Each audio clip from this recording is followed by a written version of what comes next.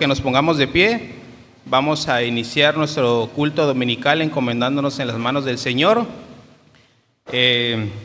pidiéndole verdad, sabiduría, que nos dé también entendimiento a través de su palabra, de lo que vayamos a escuchar, y que los cantos que cantemos el día de hoy, hermanos, lo cantemos con gozo, con agradecimiento, porque todos los domingos tenemos que venir a adorar el nombre del Señor, porque Él ha sido bueno a lo largo de la semana y a lo largo de nuestra vida.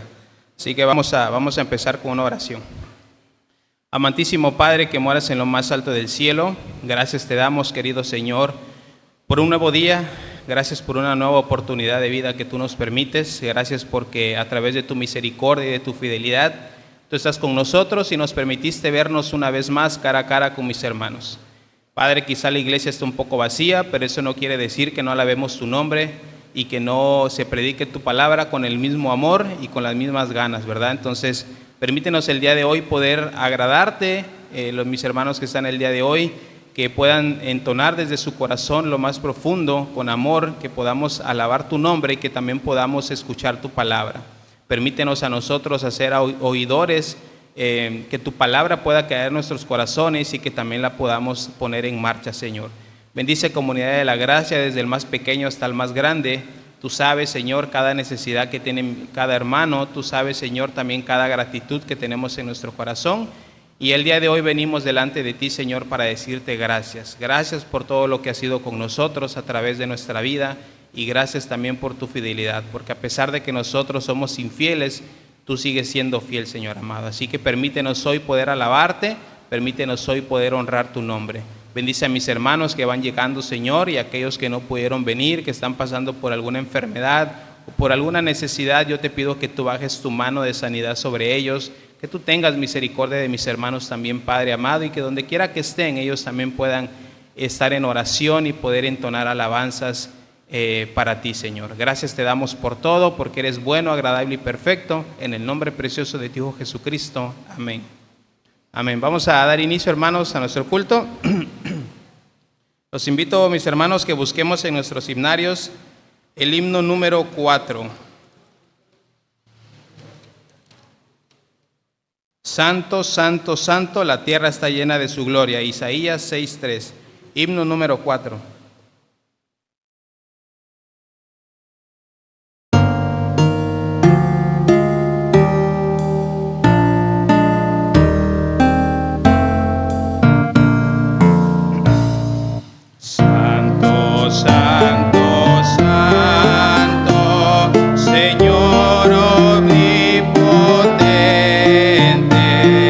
Siempre labio mío lo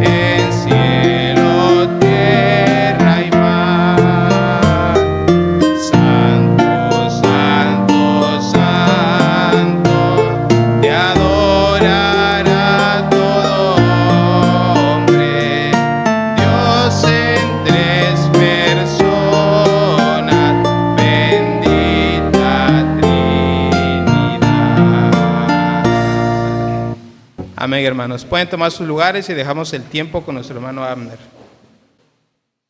Y vamos ahora a tener nuestra reflexión de Santa Cena. Estamos con Colosenses. Hay mucho de qué hablar sobre el siguiente pasaje. Hay mucho de qué hablar, pero voy a centrarme hoy en un aspecto que quizás sea importante aclarar, porque siempre estamos expuestos a doctrinas que pueden distorsionar nuestra creencia. Por favor, Colosenses, Colosenses capítulo 1,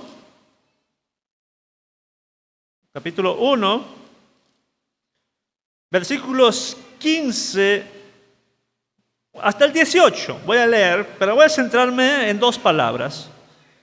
15 al 18. Colosenses capítulo 1, 15 al 18. Dice, Él es, ¿quién Él?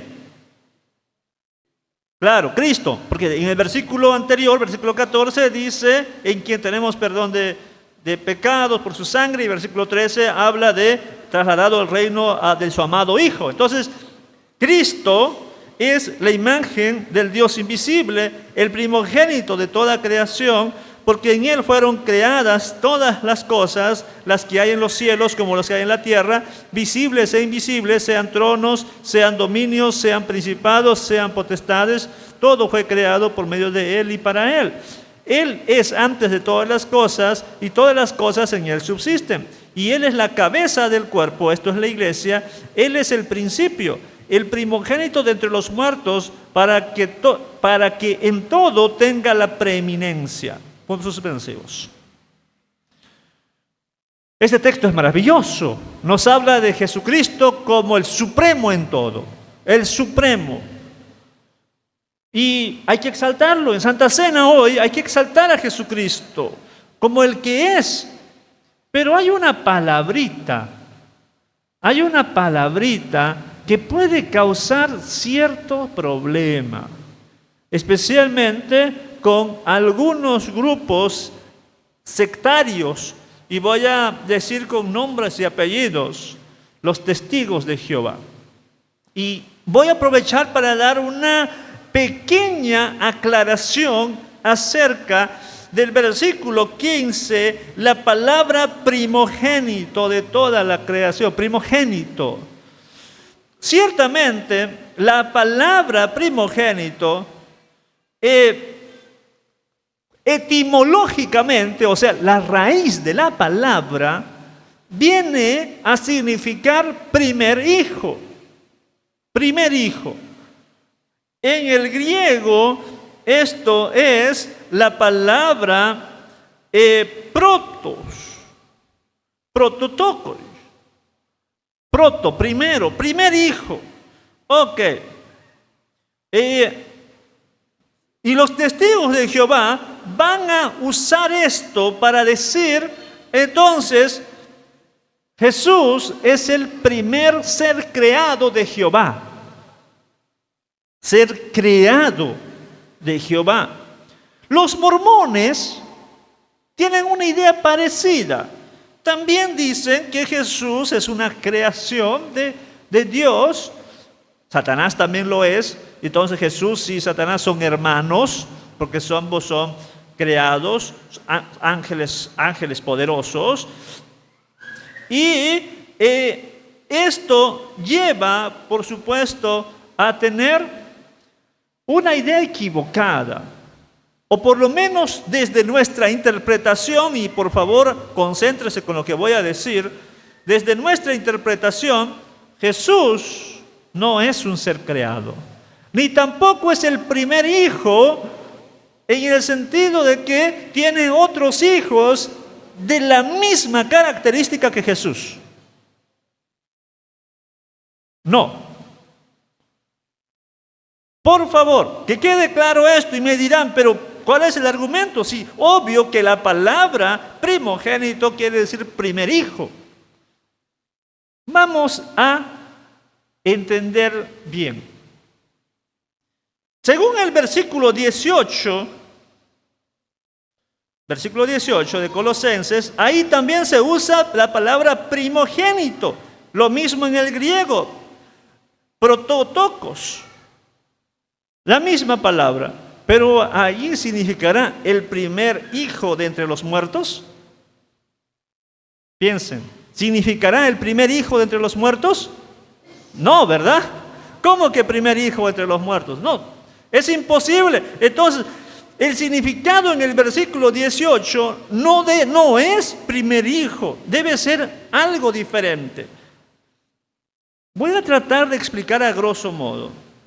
Ciertamente la palabra prototokos significa primer hijo en algunos contextos.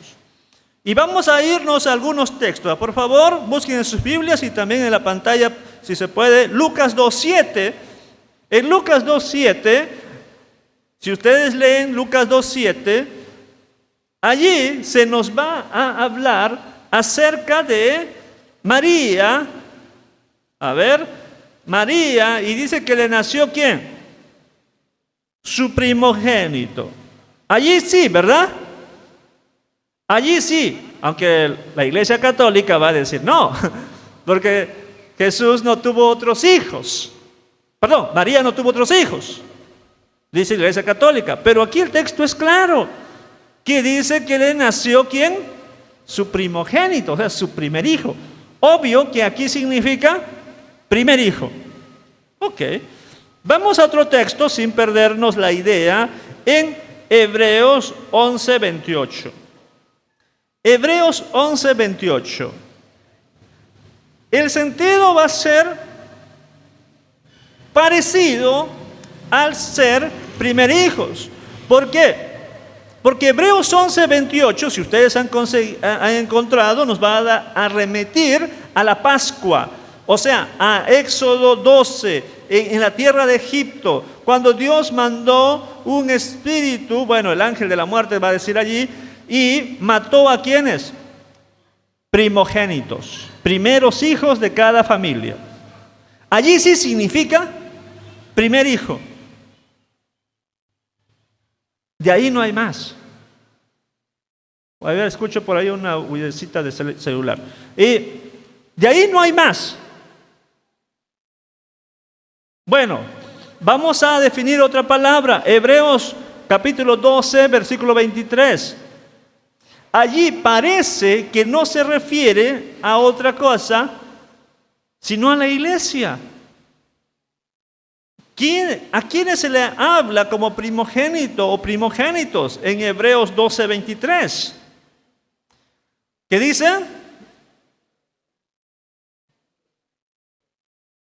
¿Quiénes son allí?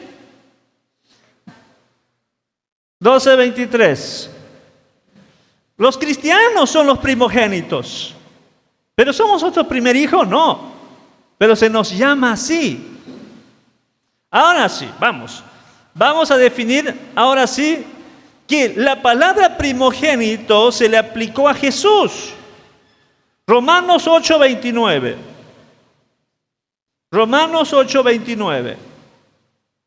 La palabra primogénito se le aplica a Jesús y no siempre significa lo mismo. Ya sabemos que sí fue el primer hijo de María, según Lucas 2:7, pero en Romanos 8:29 nos va a decir que Jesús vino a ser el primogénito para muchos de sus hermanos. Pero para que sea ¿qué?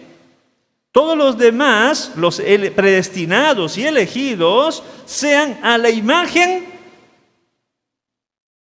de su Hijo, o sea, de imagen de Jesús. Por tanto, Jesús es el primogénito, o sea, es el modelo, el primero del cual todos van a seguir,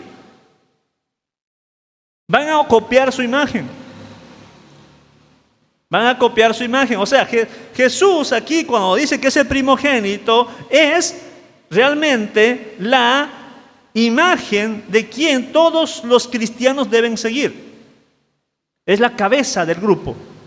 Primogénito como cabeza. No como primer hijo, como cabeza. Ok, vamos a otro texto. El de Colosenses 1:18 que hemos leído ya, habla de primogénito de entre los muertos. ¿Significa que es el primer muerto? No. En Colosenses 1:18 significa que es el primer resucitado en una resurrección que nunca antes se ha visto. Dirán, ¿pero acaso no resucitó Lázaro antes? Y antes de Lázaro resucitó el hijo de la viuda, o el hijo de la tsunamita, o no resucitó este hombre que estaban cargando y venían los soldados y cayó sobre los huesos de Eliseo y salió caminando. ¿Acaso no resucitaron ellos? ¿Por qué Jesús es el primogénito de los resucitados? Porque ninguno de los que resucitaron antes resucitó como Jesús. Porque todos los resucitados murieron. Jesús no murió. O sea, resucitó para no morir más y resucitó con un cuerpo como el nuestro y se fue al cielo. Nadie más. Él es el primogénito, el primero que resucitó de ese modo. El primero que resucitó de ese modo, por tanto, es la cabeza. Ojo. Esa misma idea se va a decir en Apocalipsis 1:5. Apocalipsis 1:5. ¿Vos en Apocalipsis 1:5? Está hablando del Señor Jesús, el testigo fiel. ¿Quién es este Jesucristo, testigo fiel? Él es el primogénito entre los muertos. Lo mismo, es el primer resucitado. Nosotros resucitaremos después, pero el primero es Jesús, es la cabeza de esta nueva generación. Estamos viendo que no siempre primogénito significa primer hijo. A veces sí, pero en otros casos no. Hebreos 1:6. Hebreos 1:6 es otro término, es un pasaje que se le atribuye a Jesús. Que se le atribuye a Jesús. ¿Quién es Jesús allí? En Hebreos 1:6. ¿El primogénito de quiénes? ¿Ya? Del primogénito dice, adórenle todos los ángeles de Dios. ¿Quién es el primogénito? El que recibe la adoración, Jesús. O sea, a Jesús se le llama primogénito. ¿Pero en qué sentido? Ya hemos dicho que no puede ser primer hijo, sino el primero en resucitar de una categoría como nunca antes. Pero hay otro significado. Ahora sí volvamos a nuestro pasaje de Colosenses 1:15, al Colosenses 1:15, donde hemos comenzado todo, que Él puede ser también primogénito en el sentido hebreo. En la cultura hebrea, recordarán ustedes que Jacob compró la primogenitura a su hermano Esaú por un plato de lentejas, ¿no? Esaú menospreció la primogenitura, porque ser primogénito era recibir la mayor parte de la herencia y ser el jefe del clan. Entonces, el primogénito es el heredero de todo. Es el heredero.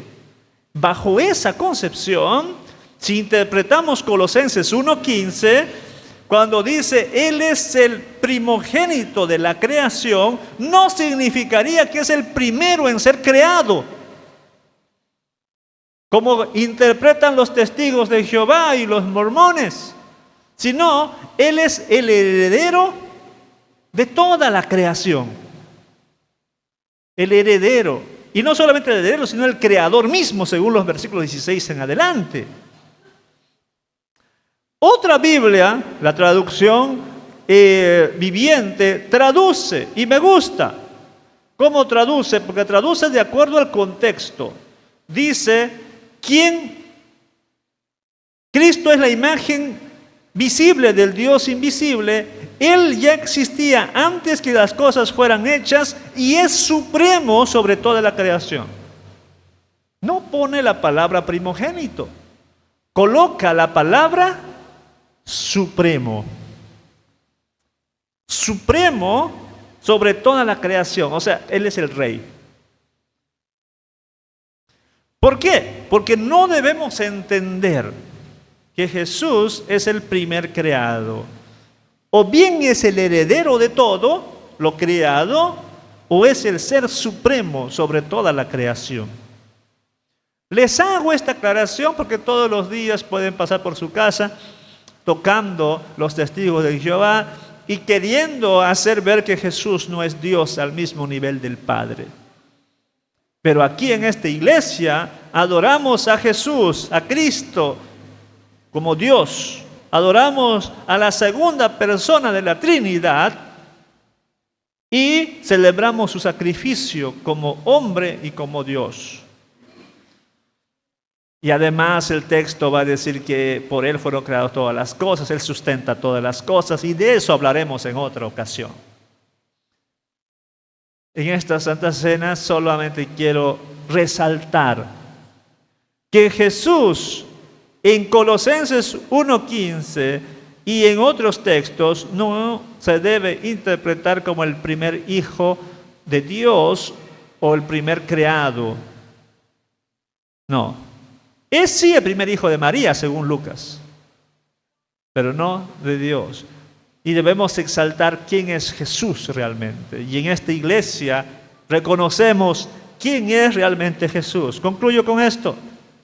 Lo que les digo a los testigos de Jehová es que ustedes creen en un Jesús que es menos de lo que realmente es. Creen en un Jesús que murió en la cruz. Creen en un Jesús que vivió sin pecado. Creen en un Jesús que realmente resucitó, pero a un nivel más bajo de lo que realmente es. Y si tú crees en alguien que no es lo que es, no estás creyendo en quien dices creer. Hay que creer en lo que realmente Él es. Y Él es Dios soberano. Celebraremos hoy la Santa Cena reconociendo que Dios mismo murió también por nosotros en la cruz para salvarnos. Suena esto fuerte, pero es la verdad porque Jesús es Dios. Vamos a orar. Oh Padre glorioso, muchas gracias. Gracias por el día que nos regalas. Gracias por las bendiciones que recibimos de ti día a día. Y también te agradecemos por que nos amaste tanto y enviaste a tu Hijo Jesucristo a morir por nosotros en la cruz. Y por el cual, creyendo en Él, tenemos salvación. Tenemos vida eterna. Y hoy, domingo, vamos a recordar este sacrificio en favor nuestro. Permítenos, oh Dios bendito, que tú nos hagas aceptos. Que tus hijos que han de participar hoy sean purificados, Señor. Que sus vidas sean limpias para tomar la Santa Cena. Bendice a cada uno, Padre. Bendice el pan que representa el cuerpo de nuestro Señor y bendice la copa que representa la sangre de nuestro Salvador. A ti sea la gloria, la honra y el poder en Jesucristo. Amén. Voy a pedir a 2 voluntarios que nos ayuden a repartir con los elementos, por favor. Ahí vemos a Mauricio y nuestra hermana. Sí, por favor.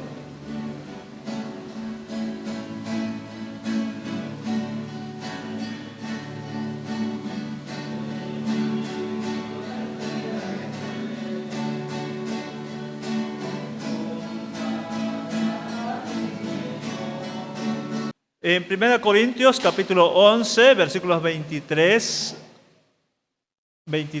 al 26. Vamos a leer solo 23 y 24 por el momento. 1 Corintios capítulo 11, versículos 23 y 24. ¿Ok?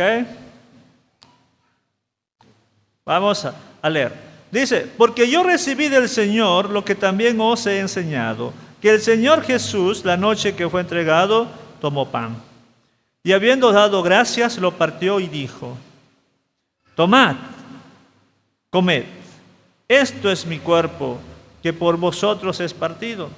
Haced esto en memoria de mí. Los tenemos el pan, podemos participar.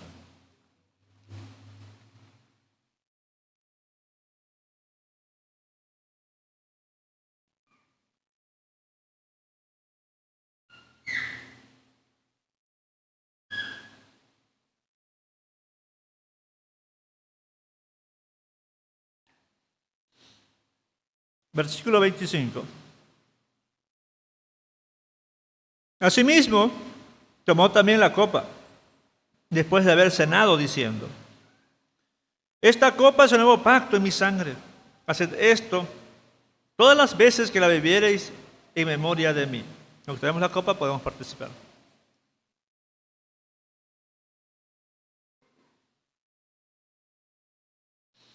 Puestos de pie, por favor. Vamos a leer juntos el versículo 26. Dice, así pues, todas las veces que comieres este pan y bebieres esta copa, la muerte del Señor anunciáis hasta que Él venga. Vamos a orar.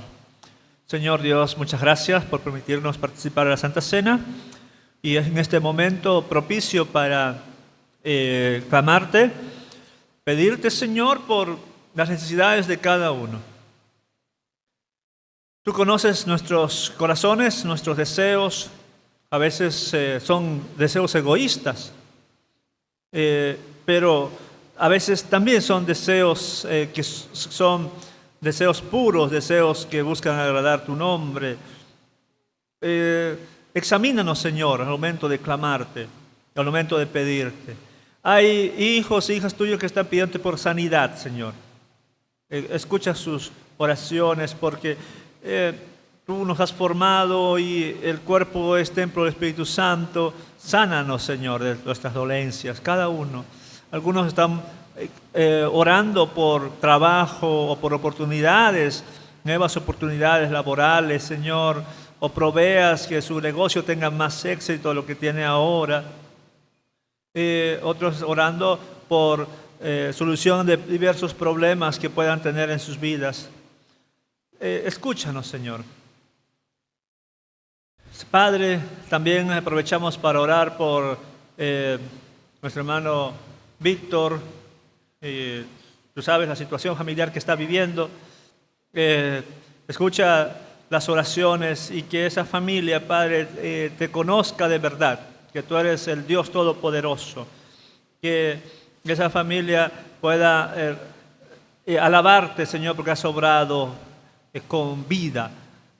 Extiende tu misericordia, Señor. Provee para todo lo que han de necesitar. Y ahora pedirte también por el culto, lo que queda del culto. Bendice la prédica, bendice las clases de los niños, bendice también el tiempo de discipulado. Gracias, Señor. En Jesucristo oramos. Amén. Nuestra prédica está centrada en 2 de Reyes, capítulo 17. Y vamos a iniciar con la pregunta. La pregunta es, ¿quién es aquella persona que, por más que recibió grandes advertencias, sigue cayendo en lo mismo? ¿Quién es aquella persona que, habiendo sufrido las consecuencias de sus acciones previas, sigue haciendo lo mismo? ¿Quién es? Bueno, podríamos usar algún adjetivo. Es un tonto, un necio, un terco, es un insensato. Podríamos usar muchos adjetivos. y cae perfectamente en el pasaje que vamos a reflexionar hoy. Pero ¿de qué sirve saber lo que le sucedió a Israel por sus pecados si es que no somos conscientes de nuestras vidas? Que también nosotros podemos estar cometiendo los mismos errores que nos llevan al fracaso. En nuestra relación con Dios, en nuestra relación familiar, en nuestra relación laboral, en nuestra relación económica, en nuestra relación de amistad y de vecindad. No sé. Lo mismo que te llevó al fracaso, lo sigues haciendo. El adjetivo más feo que puedas escoger es para ti. Muy bien. El capítulo 17 de Segunda de Reyes es largo, ¿verdad? 41 versículos. Y está dividido en tres secciones mayores. Tres secciones mayores que el propio texto da. La primera es un resumen del reinado de Oseas. La segunda es una explicación de por qué vino el castigo que recibieron los israelitas, una justificación.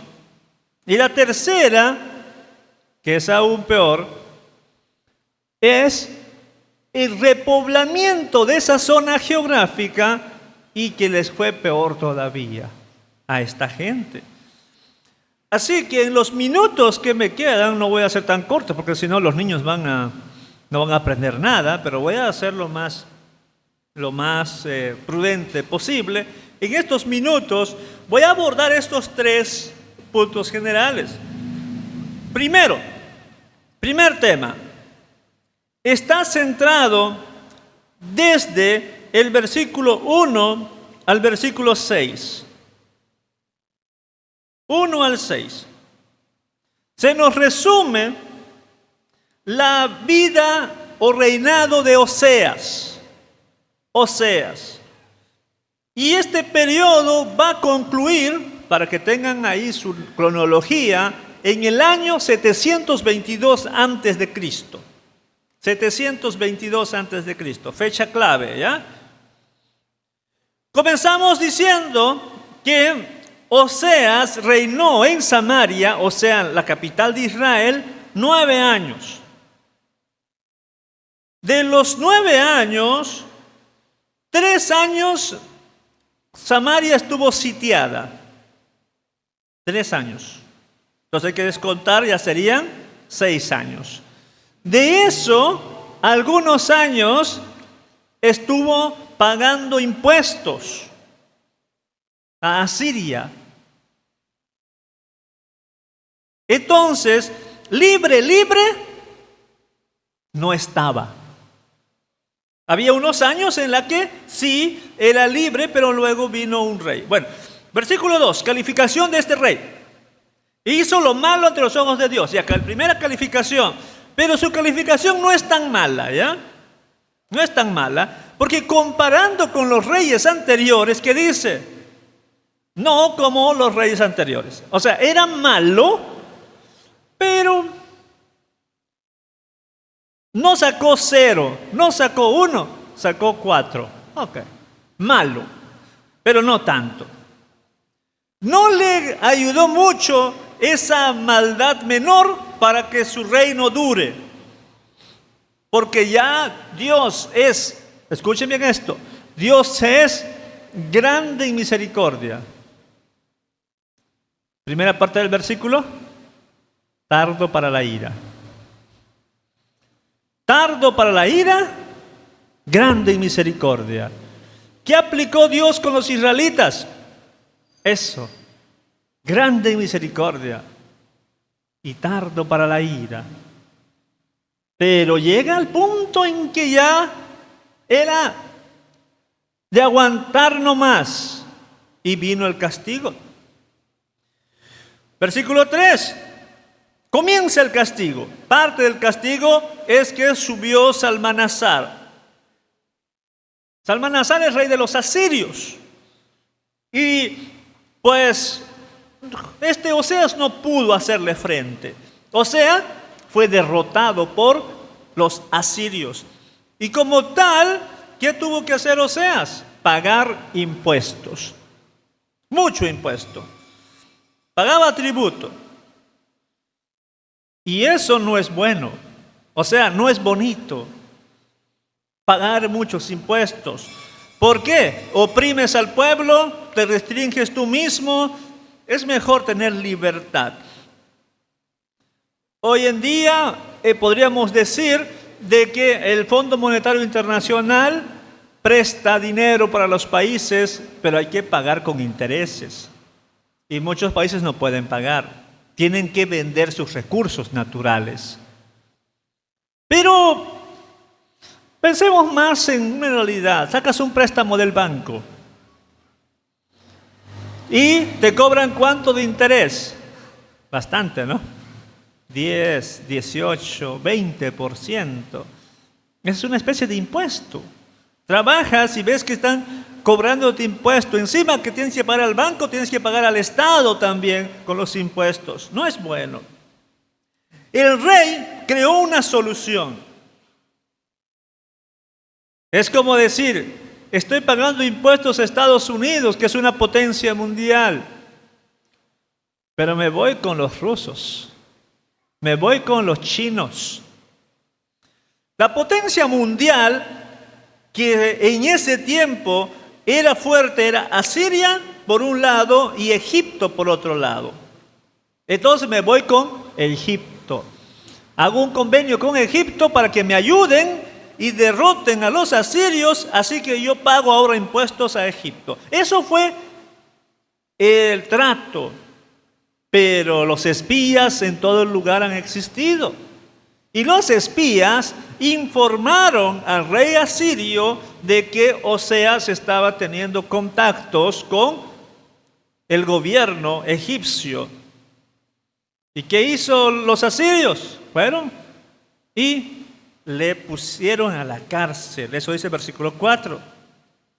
No le gustó para nada a los asirios. En consecuencia, el rey de Asiria, versículo 5, invadió todo el país. Y eso no significa, hey, bonito todo.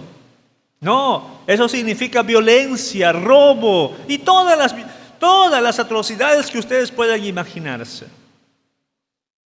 Todos los pueblos los invadió. Y conforme invadía, los iba llevando fuera como esclavos. Pero la capital donde hay más población, donde está más protegida, con muralla, ¿qué sucedió con ellos? No podían conquistarlo. ¿Cuánto tiempo les llevó conquistar esta ciudad? 3 años. Los soldados asirios alrededor de la ciudad. ¿Dónde están los cultivos? ¿Dentro o fuera de la ciudad? Fuera de la ciudad. ¿Quiénes comían lo que los israelitas habían sembrado? Los asirios. ¿Dónde estaban los animales de pastoreo? Afuera. O sea, si te quedabas dentro de la ciudad, no entraba comida. Solamente se podía comer lo que se había guardado previamente. Pero tarde o temprano, por más que tenga todos los depósitos llenos de trigo, lleno de carne, aunque sea salada para que no se pudra, se termina. En otras historias paralelas a esto, comían hasta bebés. Comían estiércol de palomas, porque las palomas sí no tenían restricciones, pues, ¿no? Salían volando afuera al campo a comer algo y regresaban a su nido en la ciudad y cazaban palomas o su estiércol se lo comían. Así sucedía en los sitios, cuando se sitiaba una ciudad. Entonces, la situación dentro de la ciudad era catastrófica. Podríamos sentir pena por estos israelitas, pobrecitos, sobre todo los niños y los ancianos. Pero por otro lado podríamos decir, Ellos se lo buscaron a causa de sus pecados, por buscar más a los ídolos. ¿Y ustedes creen que en ese sufrimiento que tenían, estando sitiados, estaban clamando a Dios? No, estaban clamando a sus dioses. No dice el texto, pero nos imaginamos. Y así, después de 3 años, versículo 6, ya al finalizar el año 722, todo Samaria y todo Israel fue llevado cautivo a Siria, y los dividió en diferentes ciudades. Eso se llama exilio. A todos o la mayoría se los llevan, los ubican en otro territorio lejano. ¿Quién quiere ser llevado a una tierra que no conoce? Claro, algunos de ustedes dirían, dependiendo a qué país, ¿no? Si me llevan a Estados Unidos, a Suiza, a Alemania, voy. Que te lleven a África, que te lleven a los famosos países que terminan en tan, Pakistán, Turquistán y todos los tan. ¿Querrías ir? No, ¿verdad? Y Asiria, Asiria es donde están esos tan. Desierto. Castigo de Dios. Bueno, así termina el reinado del norte. Así termina el reinado de esos reyes malos. Yo sé que no recuerda, pero de todas maneras hago la pregunta. Hemos predicado rey tras rey. ¿Cuántos reyes buenos había en Israel? Ni un rey.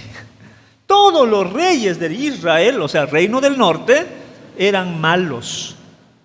Quizá Oseas fue el menos malo de todos, pero todos malos.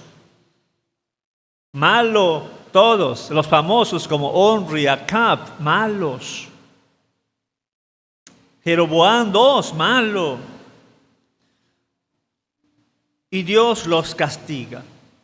Del versículo 7 hasta el versículo 23 hay una justificación de este trato que Dios hace con su pueblo Israel. Porque muchos dirán, pero ¿por qué Dios es malo? No es que sea malo, pero para la evaluación de muchos dirá, Dios es malo, porque no los ayudó, no les protegió. Hay que entender aquí una cuestión muy práctica. Se llama pacto. Se llama pacto. Muy bien. La palabra pacto está allí, dentro de este texto. Versículo 15. Versículo 15. ¿Qué hicieron los israelitas? Dice, y desecharon sus estatutos y el pacto que había hecho Dios con ellos. La palabra clave aquí es pacto. ¿Qué es un pacto? Es un tratado entre dos partes. Explico a grosso modo cómo funcionaban los tratados. Había 2 tipos de tratados en la antigüedad. Igual como hoy en día hay tratados de libre comercio, donde, por ejemplo, México está asociado con Canadá y Estados Unidos. Por eso los mexicanos van libremente a Canadá, porque hay un tratado, ¿ya? Hay un tratado internacional de la alianza del Asia y Pacífico, donde está Perú, Chile, Colombia y México. Los 4 países, por eso yo no necesito visa para estar aquí, y un mexicano tampoco necesita visa para ir a Perú. Y hay mucho convenio de cooperación. Muy bien, igual había en la antigüedad. Había 2 tipos de tratados. Uno era soberano-soberano. Un tratado entre un soberano y un soberano. Y esto lo hacían generalmente 2 reyes con el mismo poder. dos grandes imperios de no agresión, de cooperación. Por ejemplo, podríamos hablar entre los asirios y los egipcios, o los hititas con los egipcios. Hacían un pacto de no agresión, límites geográficos, de aquí para allá no pasamos, etc. Es un tratado soberano. Había otro tratado, y eso nos interesa, soberano vasallo. Un rey poderoso que conquistaba pueblos y un vasallo que es el conquistado. ¿Ya?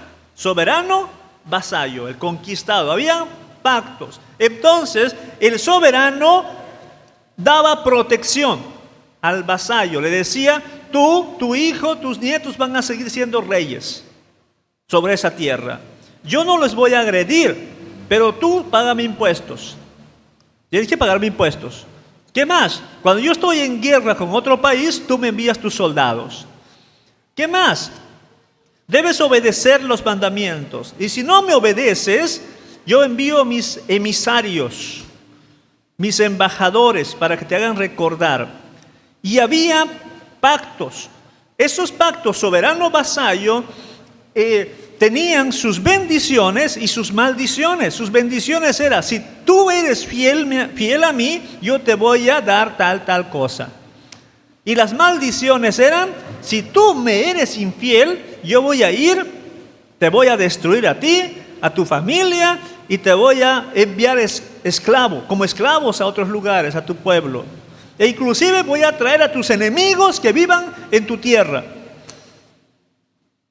Así eran los tratados de la antigüedad. Muy bien. Cuando Dios hace un pacto, el pacto con Israel específicamente en el Sinaí, en el pacto sinaítico, estoy hablando desde Éxodo capítulo 20 hasta Deuteronomio, más o menos, hay un pacto. El tipo de pacto que ahí se establece es el pacto soberano-vasallo. El soberano es Dios, el vasallo es Israel, y se cumplen casi todas las características. Y en ese pacto se dice qué rol cumple el soberano y qué rol cumple el vasallo.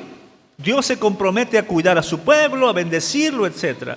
Pero también hay condiciones de bendiciones y maldiciones. Si ustedes leen Levítico 26 o Deuteronomio 28, van a encontrar la lista de bendiciones y maldiciones. Pregunto, porque quizás están perdidos, ¿Dios hizo un pacto con Israel o no? Sí, hizo un pacto. Entre las cosas que Dios había dicho es, no tendrás dioses ajenos delante de mí. ¿Y qué dijo Israel? Amén. Obedeceremos. O sea, firmaron el pacto. Firmaron todo lo que se había dicho allí. 613 mandamientos. Establecieron un pacto. Ahora, la pregunta es, ¿quién fue fiel al pacto? Dios. Porque Dios siempre los ha cuidado, los ha bendecido. Inclusive cuando hubo un pacto con David, que siempre habría un descendiente de la casa de David, Dios ha sido fiel. Hablaremos de eso, por supuesto, más adelante, cuando veamos los reyes de Judá. Dios ha sido fiel, pero Israel siempre ha violado el pacto. Siempre ha violado el pacto. Ahora bien, una de las cosas que más le molestó a Dios, según los versículos que tenemos aquí, es la idolatría. Más le molestó a Dios. A ver, ¿qué punto del pacto es eso? Es el mandamiento 1, el mandamiento 2, el mandamiento 3. Los 3 primeros mandamientos son los que Israel quebró constantemente. Y aquí se enumera, hicieron toros, adoraron a las estrellas, pasaron a sus hijos por el fuego, etcétera, etcétera. Y Dios los castigó porque no obedecieron al pacto. Ahora, llevemos esto a nuestra condición, a nuestra condición. Cuando Jesús estableció la Santa Cena, dijo: esta es mi sangre, la sangre del nuevo pacto. Nosotros no estamos en el pacto del Sinaí. No estamos obligados a cumplir todo el pacto que Dios había hecho en el Sinaí. Pero con Jesús hay un nuevo pacto. ¿Y qué cosa creen? Dios sigue siendo fiel a ese pacto. Y Pablo va a decir: Dios es fiel, nosotros somos los infieles. Y en ese pacto, por supuesto, Dios ha prometido protegernos, cuidarnos hasta el fin del mundo. Se nos pide a nosotros que también seamos fieles a ese pacto. La pregunta es, aunque no te va a pasar lo mismo, exactamente igual, la pregunta es, ¿quieres que te pase algo parecido a Israel por no ser fiel al pacto? No es que Dios te va a arrancar de Tapachula y castigo te va a enviar a otro lugar. No necesariamente. Pero que Dios puede disciplinarte por no ser fiel al pacto, eso sí. Bueno, dejemos esa parte, ese segundo punto. Vamos a nuestro tercer punto. De versículo 24 en adelante. 24 en adelante. Política de Asiria es diferente de política de Babilonia. Ojo, hablaremos de Babilonia al final, o sea, en otra prédica. Cuando terminemos la serie de los reyes, en el último rey, hablaremos de política de Babilonia. Pero ahorita estamos en política de Asiria. Asiria tenía como política hacer intercambio de pueblos. Yo llevo a la gente de aquí, allá, y a los de allá los traigo aquí. Esa es una forma de evitar futuras rebeliones. Porque, ¿cómo tú puedes controlar a la gente? Dividiéndolos. Divídelos. Pon a la gente revoltosa en diferentes lugares. Por eso técnica dice para los maestros, ¿no? Si tienen un niño revoltoso, ¿cuál es la técnica? Dice, cambia al niño de lugar. Pero de ahí sale un meme, un chiste, que dice el niño: profe, no va a funcionar eso porque yo hablo con todos. Yo soy amigo de todos, así que igual va a ser revoltoso este niño. La técnica para evitar rebeliones de Asiria era dividir al pueblo y llevarlo a diferentes lugares donde no se van a volver a unir. Hago un paréntesis, perdón. Israel ya nunca volvió a ser nación. Nunca más. Desapareció como nación. La gente continuó, pero continuó aislado. Individuos nada más andando por ahí, pero nunca volvieron. El único que quedó hasta unos cientos de años más ha sido el reino de Judá. Pero de ahí Israel, las 10 tribus desaparecieron. Vuelvo a mi punto, punto 3. Entonces traen gente de otros lugares que tienen sus propios dioses. Y esta gente tampoco aprendió. Y Dios envía, ¿qué? ¿Qué animalitos envía? Versículo 25. Les envía leones para que aprendan a temerle. Para que aprendan a temerle. Y la gente dijo, es que seguramente aquí hay un Dios que nosotros no sabemos cómo se llama ni sabemos cómo se le adora. Aprendan esto. La gente creía en un Dios geográfico, en un Dios que controla una cierta área del mundo. Y fuera de ese lugar ya no tiene control soberano. No es igual, pero pareciera que en la Iglesia Católica también hay eso, ¿no? El Señor de tal lugar, el Señor de tal lugar, la Virgen de tal lugar. Solamente es el lugarcito. Pareciera que... Pero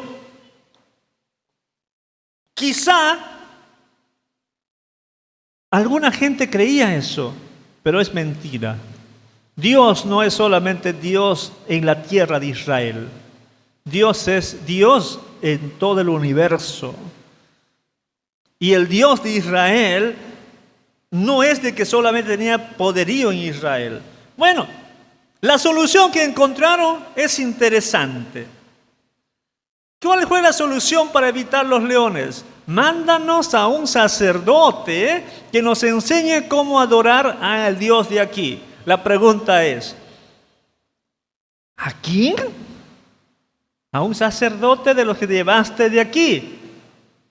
Pero si eran los malos, los que no adoraban bien a Dios. Traer el mal nuevamente a la tierra no es una buena estrategia, ¿verdad? Los iba a contaminar. Bueno, y están buscando soluciones, pero no funcionó. No funcionó, ¿por qué? Porque no necesitas solamente adorar a una imagen, a un nombre, necesitas un cambio de vida.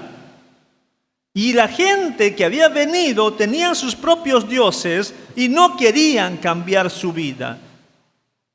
Ellos solamente querían añadir otro dios en su lista de dioses. Y así no funciona. Palabra clave en todos estos versículos. Versículo 32. Versículo 32. Temían a Jehová. Uy, ¿cómo es eso? Temían a Jehová, dicen. Versículo 32, ¿verdad? Versículo 33. Temían a Jehová y honraban a sus dioses. Eso me hace recordar a algunos católicos. Por si acaso tengo mi santo allí, mi virgen allí, tal, además de Dios. Directo. Y lo peor, me hace recordar a esos que tienen a la Santa Muerte. Tienen a la Santa Muerte ahí y tienen a la Virgen o a la Biblia por ahí. Y un estudiante me preguntó eso. Es que esta gente no sabe. Por si acaso. Si no me funciona este, me va a funcionar el otro. Me dijo, ¿y a Dios le agrada? No, a Dios no le agrada eso. Y vemos acá claramente que supuestamente temían a Jehová y honraban a sus dioses también, pero ¿cuál es la sentencia de Dios? Versículo 34. Ni temen a Jehová, ni guardan sus mandamientos. Ellos dicen que temen a Jehová, pero no temen a Jehová. Y voy a concluir con esto.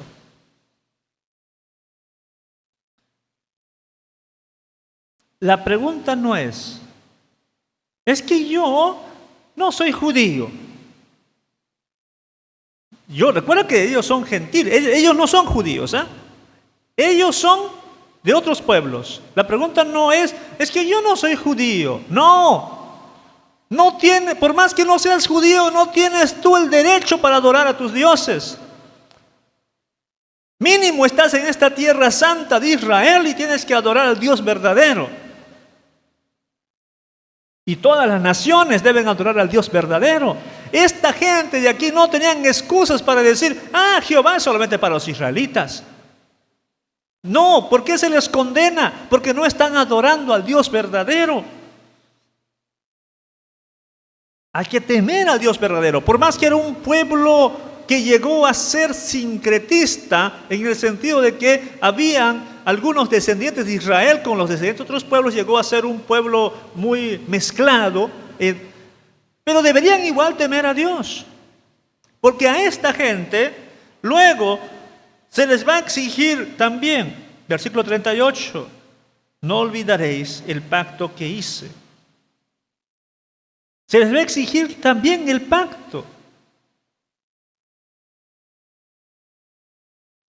Los descendientes de esta unión rara, más adelante fueron los samaritanos, con los que el Señor Jesús se topa.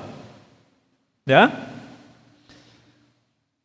¿Recuerdan la historia del buen samaritano? ¿O recuerdan la historia de la mujer samaritana? Son descendientes más o menos de esta unión rara.